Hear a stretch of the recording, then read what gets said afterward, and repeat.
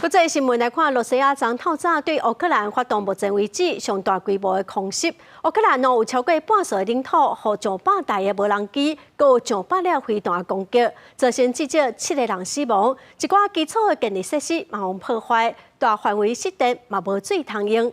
罗西亚是表示讲，因的目标是要来破坏能源的基础的设施哦，嘛强调讲，罗西亚甲乌克兰有展开直接的风声，拢是假的。 伫空袭过了，厝拢损害，消防队员继续喷水拍火。俄罗斯伫咧2日透早对乌克兰发动开战以来到即嘛规模上大的空袭。乌克兰有超过一半以上的地区遭受到超过上百台无人机加上百粒的飞弹攻击。虽然大部分拢互乌克兰的防空系统拍落。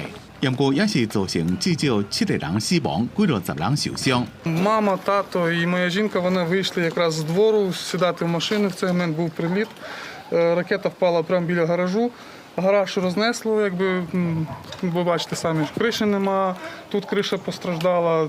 乌克兰的电力设施也被破坏，造成大规模停电停水。乌克兰证实，总共有15个地区遭受攻击破坏，能源部门也受损真严重。 俄罗斯国防部指出，对乌克兰能源基础设施发动攻击是长期以来攻击策略，因为这款设施为军队提供支援。莫斯科当局强调，这是给乌克兰人民带来痛苦的信息，也否认俄双方有进行停火谈判。 Никаких переговоров не было. Вы знаете, что тема переговоров в настоящий момент она изрядно потеряла свою актуальность. Сообщений о различных контактах в СМИ публикуется очень много и 乌克兰总统泽伦斯基除了呼吁民国遵守协议，继续提供防空系统甲飞弹，也认为合作伙伴应该甲乌克兰达成联合防空协议，做伙甲俄羅斯的無人機甲飛彈拍落。 Авіація наших європейських сусідів працювала разом з нашими F-16 і разом з нашою ППО. Якщо така єдність, очевидно, ефективно спрацювала на Близькому Сході, це повинно працювати і в Європі.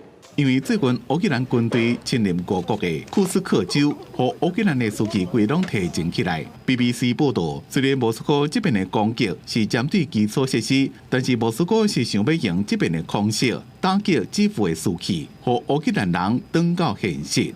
公司新聞鄭偉林編譯。